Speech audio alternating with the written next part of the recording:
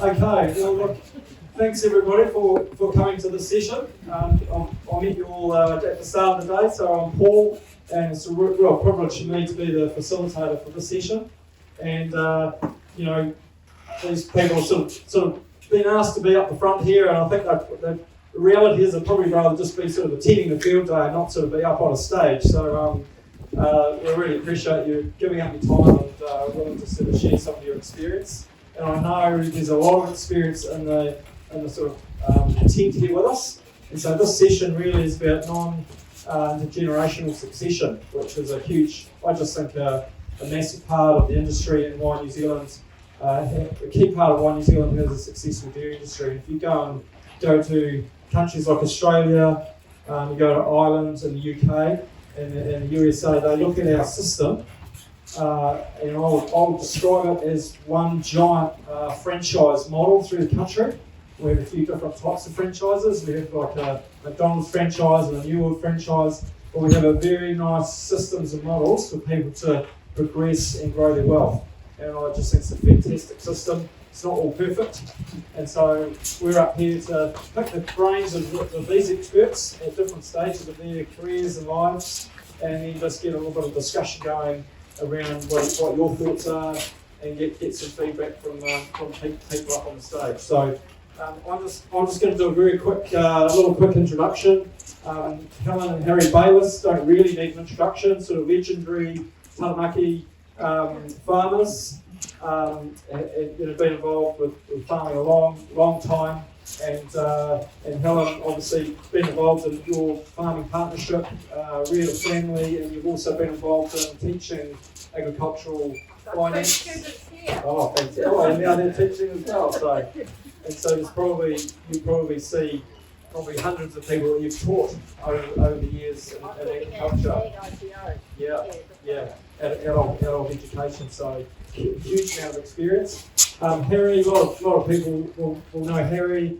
Obviously, a very good farmer, and was Kiwi Co-op director, one of the founding directors on our Frontier. And so, just a vast amount of experience. And and I won't go through your background because I'm going to ask you to just give us a little bit of a background. But when we were talking, getting ready for this, I remember you were saying that you came through sort of contract milking and extremely good savers, and you eventually saved up enough to get onto your first farm. It was 120 acres or 120 acres. It had no dairy shed, had no house, and had no grass. And it was like, what's the fuck? Isn't that the definition of a farm? And then by the 1st of June, they had a 20-barrel rotary and were milking, over 100 cows. So that's the sort of hard work that they've put in here. And so I'm going to ask you a few more questions in a minute. We have Liam here, Liam and Margot Richardson, farming in Taranaki at the moment. Started off contract being farming all your life, but it was contract milking down at Bourke, wide and upper. And really, Liam is here because he was approached by a group of investors to go into an equity partnership, and he's contract milking on a farm as and also an equity partner. And the plan is that over time, I understand that when it becomes available, you're looking to buy those partners out and potentially own that farm. So just an interesting model that a number of people are tracking out. So we'll find out a little bit more about that as well. And then Gareth, Bourke and Koryn Smith. So thanks again for being here. And you're actually running 2 operations at the moment. You're share milk, and you've actually bought your first farm. And I have to say, both don't look old enough to own a farm, so you've put some hard yards in.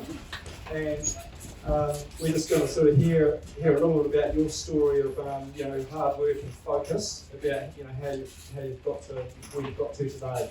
So really looking forward to hearing from you. So Helen, Harry, and I'll leave it over to you to who wants to grab the mic. You might want to grab it at any stage you like. Would you able just I didn't really introduce you properly. Could you just give us a little bit more background and a little bit more colour about your history and what sort of made you into who you are and what you've achieved? Good afternoon, everyone. There's actually enough people that know us pretty well, so we're not really going to be able to spin a load of bullshit for you, are we? So, Helen and I met at university at Massey. We graduated in 1976 and got married a week later. And I've got to say straight out, that was the best strategic decision I made in my life. She's okay. She's a keeper. And I knew that I didn't have a farm to go home to at all. I knew I had to get on, go share milking, or else I'd get involved in advisory or whatever, and I wouldn't go farming. So we managed to get a 39% share milking job with a walk-through shed with Nathan Joyce. His grandfather was our supervisor. Grandfather. And that gave us our start, and we had no assets at all basically when we started. And after 2 years, we had got a lot of, we're hard savers. Helen's as tight as a drum. She doesn't spend anything she doesn't need to, and that allowed us to put a deposit down on a 50-50 job with 230 cows.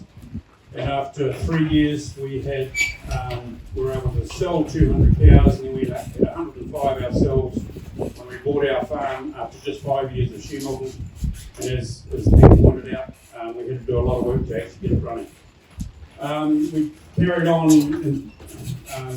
running that for a number of years, managed to buy a second farm in 1995, and in 1988 I got involved in the dairy industry, so I was away an awful lot, but we were able to manage with very good staff and share milkers on our home place.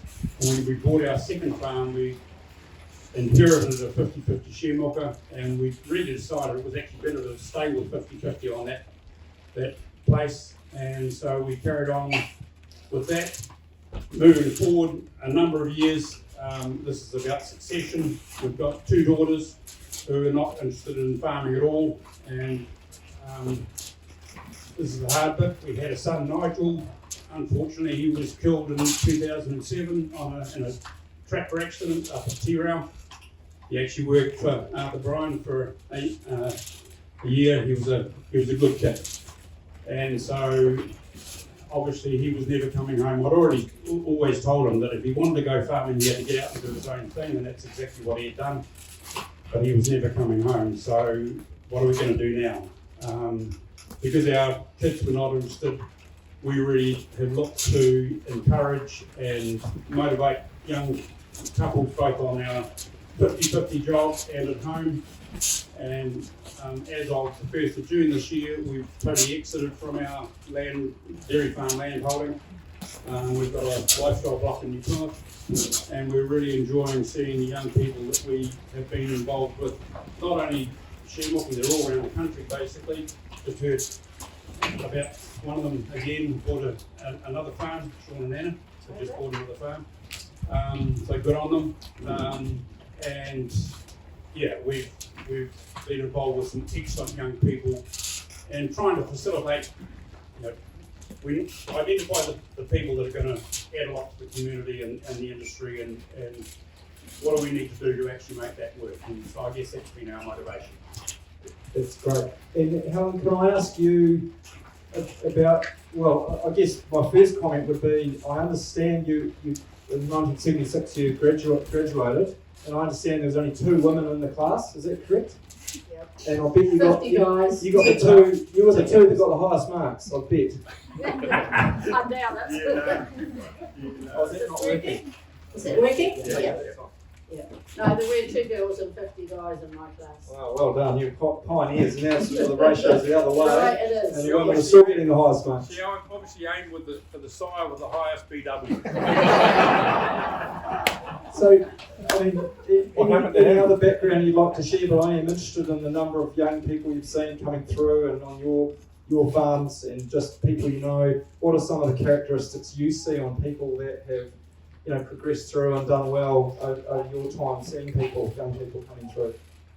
I guess one of the things I might have pointed out to you before, even though often we were only employing one of the two members, it was always the other half that I was always interested in, because they had to work, they were not necessarily involved with the farm, but they had to be supportive.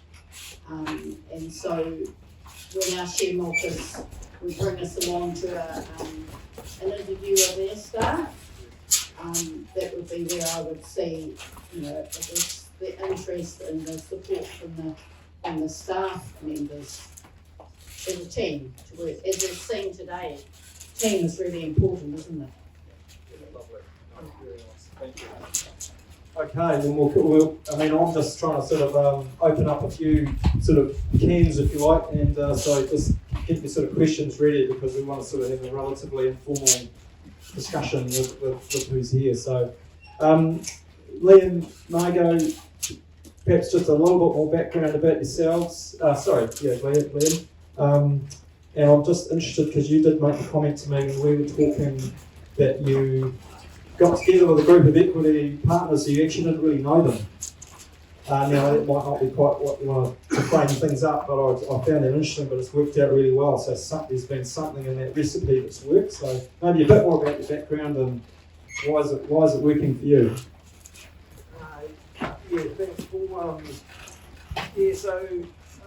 Me and Margot were on an equity farm just in Eltham, along with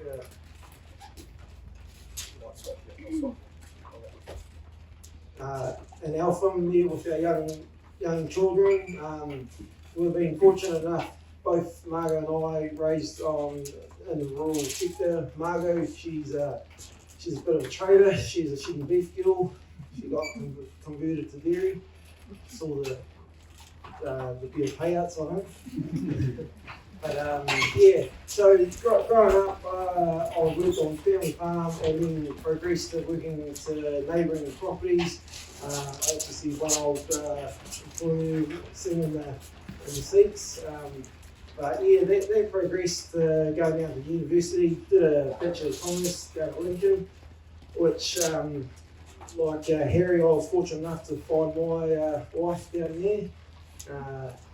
She continued her studies while I went to Australia to work on an uncle's farm there. So I learned a bit about feeding grain and learned a bit about Aussie rules as well. From there, returned to manage a property in Waverley. From there, that farm certainly learned how to do fencing and gates, because we converted a 400 cow to 500 there and mix of egg and feed pads. So there's a good change of scope. But the treble both got Margaret and I, and we decided we want to go overseas. And after 2.5 years, we came back and we said, well, we were going to end up. So we decided we need to look at opportunities between Taranaki and Wairarapa. For us, we've got an opportunity in Dannyburg, our first contract milking role. In negotiations, we were able to negotiate 50 calves of our own, and this is a great start to build our equity. We did that for 2 years of calves and got some advice. Cash is king, so we went down the Frisian bull market and did that for a few years, whereas we now look, reflecting on that, maybe going more heifers and building with a better option. But the goal while we're there was to go 50-50 on this job. It was a good size of 700 cows going there, and year 3 it didn't quite work out, but in year 4 we had the bank aligned with us and everything. The farm owners decided to go down a different path, and that turned into the farm going on market. So this bit of a kick-up get up the arse and get our CV sorted, try next opportunities. And also we attended a market measure course just to get a good understanding on our business. And that gave us confidence in applying for new roles. We were approached about equity farming then, but that wasn't really on our radar. The farms that we got approached on didn't really suit what we were trying to strive for. So we put that at bay and then went to a contract milking job in South Wairarapa. Unfortunately, after one calving, that farm went on the market as well. So again, we put our feelers out to bankers, consultants, and that just to see what the next opportunity was. A little strange fact, while at our DairyNZ farm, some of the people having a look at that farm was actually our current equity partners at our current job. So, and that, that's asking one of the people, how do we actually meet? They said, that opportunity there, and also one of the banks put us together. So do you feel now that the farm you're on, do you feel it's your own farm because you believe you'll continue to buy shares because and that creates that stability for you? Is that part of it? Yeah, so going down the equity partners farm, we, with our young kids obviously growing up now, the oldest is at school, and we want a bit more job security. Hopefully no one's putting the farm on the market on us. Just getting that, and like we felt like you get into a community, start your network and all that, and then all of a sudden you're changing again. So we wanted to just get a solid base and go from there. And the actual equity partnership, it only started over, we didn't know, or we thought we didn't know anyone, but we met over a cup of coffee, and we actually didn't have no property in line. There was no property, it was just sitting down, getting all our values, getting all our purpose, or the direction we want to be in first. Got that sorted, and then progressed actually looking at properties. And Taranaki wasn't actually on the radar. It was only after a couple failed attempts at farms in those areas that we explored Taranaki. Fantastic, and I think there'll be some questions because it's quite a hot topic in a way. Do you take on these minor shareholdings in a farm, run the farm, and then slowly buy in, or do you do an alternative route? So I think it's an interesting direction, and I'm sure there'll be some questions about that. Okay, Gareth, Koryn, just a little bit more. You both got one each. You happy just to give us a little bit more background? Grew up on a farm. How have you got to where you got to? So currently, just briefly, we are. So we own a 72 hectare dairy farm, which we bought in our third season. So we're milking 180 cows there. Koryn runs that farm. And then about 5 kilometres away, we've got a she milking job, which we've had the 7th season now. So we're milking 270 cows there. So then to go back to where we started from, or where I started from, I've been around farming my whole life. To be fair, when I was younger, I didn't really want to do it, but Dad sort of made me, and that's what I did. So I learned to milk cows when I was about 17. A couple of years of doing that, I kind of felt I wasn't going anywhere and sort of wanted to do my own thing. So I went out and got a farm assistant job, and I don't know, it's just the way I've been wired. I remember mowing the lawns there one night, and I was sort of thought to myself, well, day to day, what's the difference between working here for someone and going out and buying your place. So I sort of set those goals for myself. And then I went on to another wages job as a farm manager. And then I was pretty frugal with money, saving a lot of money up. And then went on to contract milking, and then had the money to purchase a herd of cows, which I then did. So I got my first 50-50 job. Around that time, I met Koryn.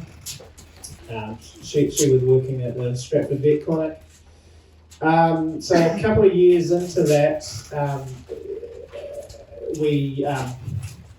I still remember telling Koryn about this job, and I heard about this 50-50 share milking job, and to be fair, it wasn't the flashiest job out, and she'd known the previous share milkers, and she was like, no, don't go near that, but I sort of said, no, there's an opportunity there, so we looked into it a bit more, and we ended up taking it on. Koryn ran that property. I stayed on the share milking job we still have. And a lot of hard work and also probably a bit of luck. We were there for a couple of years, but we were able to get into a position to pay that herd off as well and save a little bit of money. And I had the bank out in about August, so about 15 months into that first second share milking job, sorry. And we had a bit of a discussion, and they sort of said, well, if you can have this amount of money saved by, 31st May next year, or you can probably have a pretty good crack at signing, So, and fortunately, we were able to make that work, and and then we purchased that. We sold a few cows. Some people might not like this, but we sold a few cows to China as well, and just to top up with a bit of cash, and we were able to make that farm purchase. And, so in doing that, we gave that second job away, and we basically back to where we are with the share milking job and the farm we purchased. So if anybody wants to work their farm to me, I'm all ears as well. So, And Koryn, Gareth sort of quietly said, "Oh, you went and ran that farm." So that's it sounds easy, but it's not easy. So you obviously had farming background to be able to just go and run a farm. Well, what's your background to be able to do that? So I grew up in a dairy farm just around the corner from here in Dairy, and went to uni, did a vet nursing degree, and then kind of come out of that and didn't know what to do. So I bummed around for a little bit, 4 or 5 months, and I had a mate say, well, if you want to do something, why don't you go dairy farm because you get a free house. And at this point I was sort of facing moving back home with 5 younger brothers and sisters. So I was like, well, I'm not really. So I said, oh well, I grew up in a dairy farm. I hadn't really actually milked a cow. Thought I'd do that. So I did that. Took a little bit to get a job, a few interviews and a few funny looks, like, oh, you just want to go farming but you can milk a cow. Can you drive a tractor? Maybe. Anyway, got a job. It sort of was in the dairy industry, worked my way up to management, and just kind of like hang around at management for quite a while. And then I exited my marriage and went to work for a vet clinic for about 4 years. And then swore I was going to get back into it, so I was done with it. And then met him. Turned up with some roses, and that was it. Yeah. She was making sounds about going and doing relief milking and getting a job up at the vet clinic, and I was trying to think to myself, well, apparently staff is hard to find, so I'll get after a job. Can I just, before we open it up to everybody, can I just say, you were talking about, because you're sort of talking about 7 years here and years doing this and years doing that, and I'm sort of thinking, I'm trying to work out how old you are, but I won't get into that too much, but you were quite young, and you talked about how much money you could save. I think when you were sort of in your late teens or 20s, and you talked about a figure, and it was like phenomenal. Like I thought, oh, that can't be right. To get to where you've got to, you're obviously a very, very good saver and savers. Yeah, so like that sort of basic figure I told you I was on, that was back when I was on that first job on wages. I think I'm earning about $650 a week, and I'd save about 500 of that. Most weeks, as long as my highlights hadn't broken down at the time, which is in hindsight probably one of the worst financial choices I made, but we've all done that. Yeah, so I'm trying to work that percentage out, but that's like remarkable. So yeah, that's impressive. It's a big thing about mindset though. It'd be quite easy to sort of, even if you're a young person, 18, 20, and you're starting out at square one, even if you did have the ambition to purchase a farm, it would be quite easy just to be in the mindset of saying it's not possible, but it is possible. You just got to put your mind to it, and then once you've done that, you just got to take the appropriate action. Well, you talked about two people. If you look at two people on a farm, on two farms, there's a boundary fence, and if you put a drone up and watch them during the day working, sort of we're going to look about the same. When you describe it, I thought actually it's a fascinating way to describe it. They look the same during the day, but the one person that's focused and got a goal, you go down the track 15, 20, 30 years, the difference is going to be remarkable. So, but on any given day, it will look exactly the same. So I thought that was quite interesting. Yeah, so we purchased our first farm after 4 years of share milking. So into our first season, we were on our first season ownership. Right. So it is possible. Okay, well look, I think we have a microphone. We might even put two out.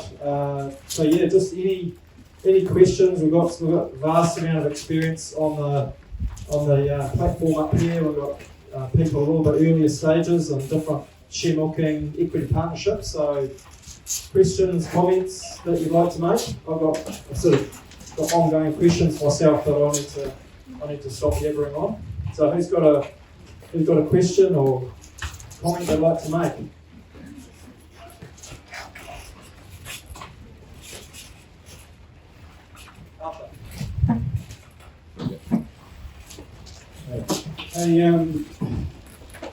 I've known Harry since 1977, I think it was. Yeah, he was back here and he was on fire at that stage. But, all of you, if you were starting again, we all make mistakes. Where are the opportunities and what would you not do that you could do? Make a mistake once and learn from it, yeah. That's right. I've got to say that we probably lived in a golden age where you could actually literally start with nothing and work bloody hard and end up. It's actually, I have to say it's a lot harder now, and I respect the fact that you can still do it, but the share milking system that we went through allowed a real pathway to move on. I think probably people have got to, young people, couples, whatever, need to be really focusing on a pathway, and what does that actually mean? I say to young people that obviously cash is really important, no question about that, but when you're starting out, your reputation is actually even more important. So make sure from day one you do things the way that fit with your own, your long-term values. We were fortunate to have a farm supervisor who was prepared to give us a go, and owners need to give young people a go as well. They've got to be prepared to let go of what they've been doing for years and years and allow somebody else. They've got to do the research and make sure they pick somebody that's really good. But the next generation will do things differently to what we did. Some things hopefully will be better. Some things won't be quite as good, but I've got faith in young people generally to actually allow them to go. But what would I do different? Certainly I would still go to university like I did. Certainly I'd still pick Helen. I've got to say that. No. I was away with a lot in the industry and all. I guess we had a philosophy, we aimed to buy a farm. And once we bought a farm, we could have actually bought a second farm, a third farm, and 5 more farms. That's not what we were about. We did actually buy a second farm, and with Nigel's we bought a third one. But that's not what really motivated us. And I'm comfortable that we're now focusing on trying to motivate good young people to actually see a future in the industry. It's still hard work. You've still got to get out of bed at a ridiculous hour and work, you know, at times of the year you're working for less than a working wage. But you've got to be thinking about the future, really. So, yeah, we wouldn't have bought the Te Reo farm. I know that. This is the sort of thing that actually gets really hard. Suddenly, night should be here. But I think what's different, just going on a different tack, is that unlike you going down the equity, we've actually seen people that we're keen on supporting, and so we've actually left money in with them as their way of getting in, and that can be another way that perhaps farmers who are established can help some young people through. Yep. Right. Just carry on down. Same question. Yeah, good question. I suppose for me, there probably are things you would change, but I'm not sort of one to dwell on that. As I say, it's all about mindset. So yeah, I suppose things I would have done differently isn't. I suppose I take them on board and carry them going forward, but it's not really something I focus on. You know, I talked for a long time about maybe missed opportunities or one job I should have taken instead of another or whatnot, but yeah, it's probably a little bit hard to summarise, but yes, for me, yeah, moving on and looking for opportunities going forward.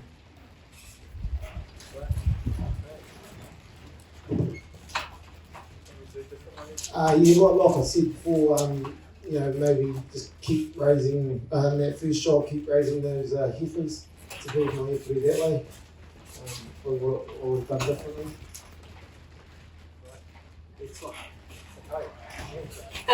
I've just got a question in regards to, I suppose, progression and risky opportunities, and I guess knowing the second job that you guys took, and a lot of people wouldn't take it, and then you going into an equity partnership with people that you don't know. And I guess a comment on your attitude to risk, and do you think that taking on riskier opportunities puts you in a potential for higher growth, or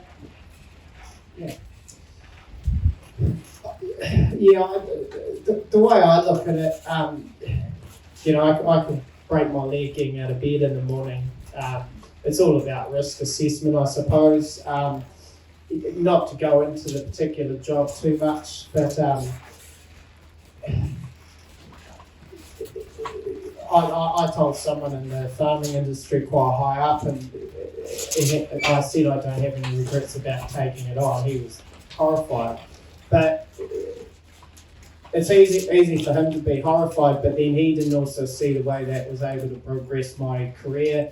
Obviously, there's risks in anything that happens, anything you do, so you've just got to weigh those risks up. Taking on risk can also equal success. So I'm not outright telling people to go do things that are silly. Even the way that with the current market, yeah, I know of a few people getting into 50-50 share milking, buying cows for in excess of $3,000 a head. I'm not necessarily saying not to do it, but there's a big risk in that. But you've still got to weigh that up as an individual, and then I suppose talk to the appropriate people, surround yourself with good people and whatnot. So. Our risk, like when we formed the equity partnership, everyone got all 20%, so there's 5 equal partners, and when we were in that planning stage, everyone got, time to go away and do their homework on each other people as well. And like we could go to their farms and see how they run that, and so we got to do our homework. So when we finished that stage, everyone felt comfortable with each other, and I guess with Taranaki being so small, I actually knew the partners later on through the family connections. So as Harry was saying, the reputation of these other farmers, they built up, and you could trust, everyone's opinion as it progressed. Can I just ask how many people here have aspirations to either own a herd of cows, or own a farm, or a share in a farm? Can you just put your hands up if you're in that sort of camp? So there's quite a few people here. I'm just interested in feedback from you around, because a lot of you talk about hard work and focus, has it changed over a number of years where people are less prepared to put in the hard work? Because I have seen situations where people are putting in so much hard work, or maybe one person in the partnership is putting in so much hard work, and the family sort of doesn't sort of stay together because it's just too much stress and too stressful. So do people just need to toughen up a bit? Has times changed? Do we need to sort of change our mindset? Like, what's your view of focus, hard work, commitment versus balance of life, time with kids, time with partner? Where do you sort of see? Where do you sort of see it? I mean, we can start down this end. I know definitely I wouldn't be where we are today without Margaret, because she takes care a lot of the household, and I'll not be fed, that's for sure. I'll be living on noodles or something like that. But I was in our first contact job down in Denver. I was doing some late shifts on that farm, but I always came home to a nice meal and a warm bed, so I wouldn't be able to get there without her. But going forward, now it's all changed now for young kids and coming through. So the farm that we chose allows a better work-life balance as well. So that's why we didn't just jump at any property. Like we wanted, like yes, there's no perfect farm, but we just wanted to try to get a well-maintained farm that allowed us to have a good work-life balance as well. But as we all know, farming is always hard, no matter what the season is. So you've got to be prepared to do the work. Great. Koryn, from your point of view, can there be just too much hard work and focus and pressure? I think in the dairy industry there's a massive focus now with the work-life balance, especially stuff. But I guess for us, I'll be honest, we don't have work-life balance at the moment, but we will. So we do the hard yards where we can, or we will do it now, and it's bloody hard, but we still have that further down the track that focus on what we don't have, rather than what we're missing out on right now, which is not easy. We have young children. And there are things we miss out on, but I think if we don't do the hard yards now, we'll miss out on more later.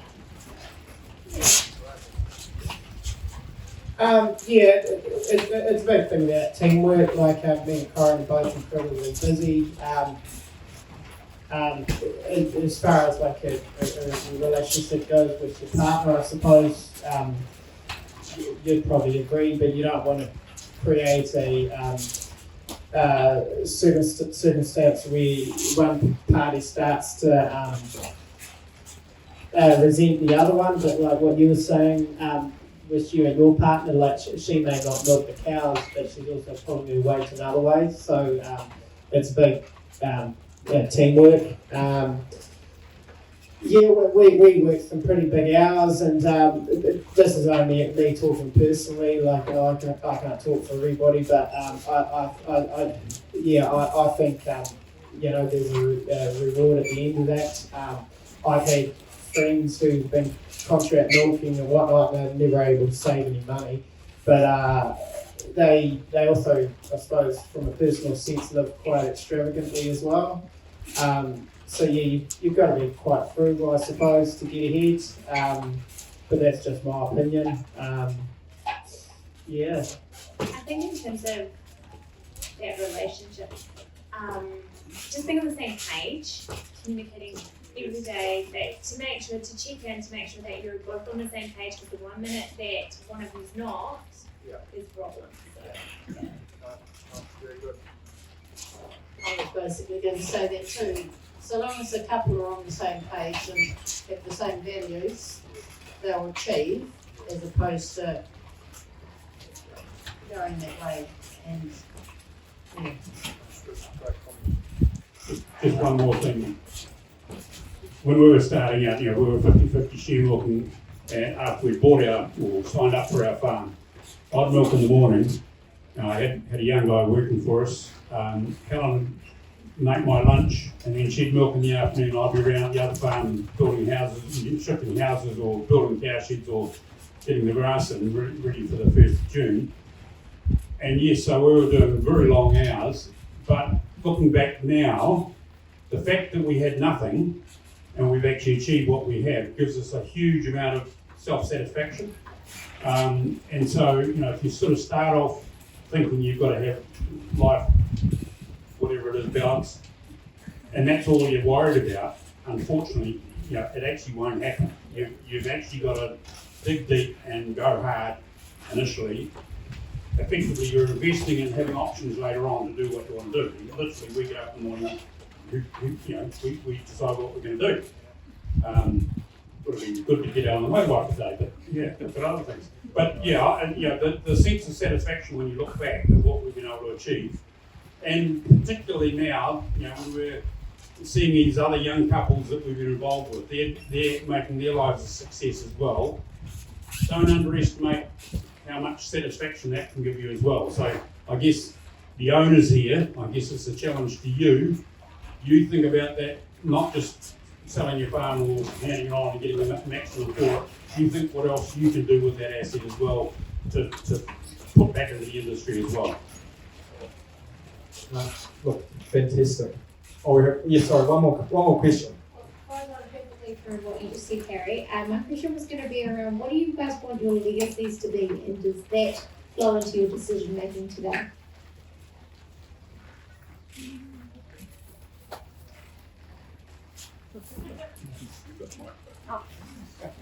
We've sold our farms now.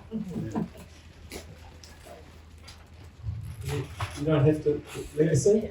I mean, you do have a legacy because you're up here and you're sharing knowledge and you've done a huge amount for the industry, and so that's there now. I did have an active part in getting Fonterra together, and for 15 years I thought, Jesus, I think we made the wrong decision, but I now am absolutely confident it was the right thing to do. But to see these young couples we've been working with being successful, growing their families, there's a Harry or two within the offspring of our shareholders too, so it is really good to see young people moving on and doing well. Okay, look, we are going to need to bring the session to a close, but I want to, those people who put their hands up, particularly, if you don't come and quiz these people almost before they get off stage, I'll be a little bit disappointed, because the most amazing thing in the dairy industry is it is very unusual. If you ring someone up and say, do you mind if I have a chat or have a call in for coffee and talk to you about how you've done what you've done, virtually nobody says no, but hardly anybody will make the call or call in. And there's a very small number of people that will put that effort in. And so I would just strongly encourage you to come and chat to these people if anything I've said sparks interest to you. Because most people don't, but I'm guaranteed I'll say yes. So I've said I've had to say yes by being here. But I just really want to thank you all for being up here. I know it's not necessarily your sort of day job being up there with a microphone, and just really, and also to Harry and Helen, just thanks for sharing all your experience and obviously the the tragic loss of your son, and you'd shared that with us and how you got through that. I think that's good of you to share that with us. Obviously, very tragic and difficult time for you. But thank you very much. I wrote down 4 key words: partnerships, whether that's your partner or your team, building a really strong reputation. It's absolutely fundamental, and you build a strong reputation by building your skills and turning up on time, and just having focus. Knowing what you want, and you'll achieve whatever you want to do if you combine those. I was trying to do a little acronym and come up with a smart word, but I couldn't. I had no vowel, so I couldn't come up with a word. But anyway, they are the words that I got out of you. So can I just get everybody to put your hands together? I'm just going to hand a small gift out to them, and then I think Arthur Bryan, on behalf of Pasture Summit, is just going to say a couple of words just while I hand out the gifts. Thanks, Arthur.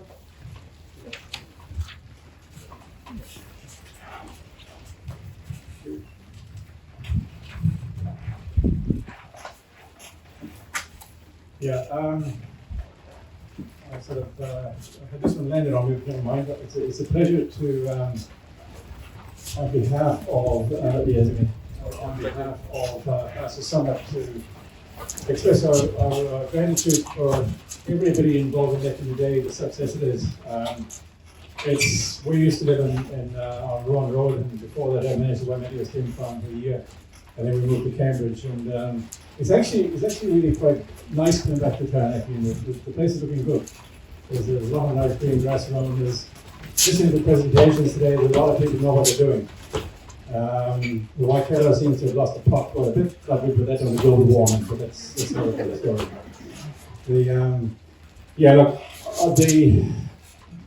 The original motivation for Pastor Summit was driven by Mike Murphy, somebody may have come across in Ireland. And Mike's concern was that 85% of the milk in the world is produced off grain.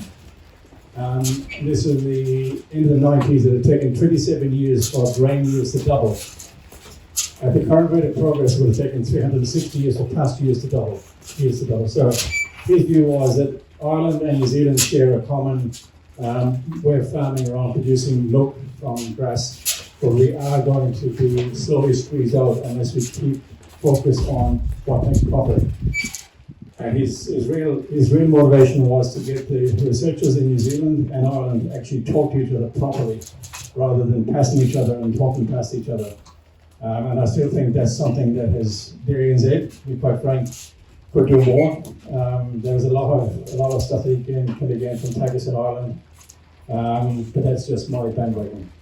But look, I think to keep Pasture Summit going, we're all volunteers. We tend to be basically based in the Waikato, but that's just pure luck rather than anything else. There's no geographical restriction. And I'm not sure how we can, if people do enjoy these events, how we can make it happen a bit more often, because it is a bloody long country. The Canterbury one, I understand, had about 400 people attended. So we just need to, if you think it's valuable, I think it's really important to get on the webpage, share some ideas, and let's keep this thing going, because America is producing 4.5% more milk this year than they did last year. A lot of that's going to the international market. If you think that $9.50 looks a bit dodgy, I suspect it'll be 8 in front of the falling one. And if you're buying a lot of maize at 45 cents a kilo and losing a quarter of it, and then substituting all the rest of it, like John Roche pointed out, you're in for a real bloody surprise, and trying to make money out of it. So it might not be very sexy making milk out of grass, but it is profitable, and don't lose focus. That was one of the key messages today. Once again, on behalf of the Pastor Summit, real gratitude to our host for the day and everybody else who put it forward. Thank you.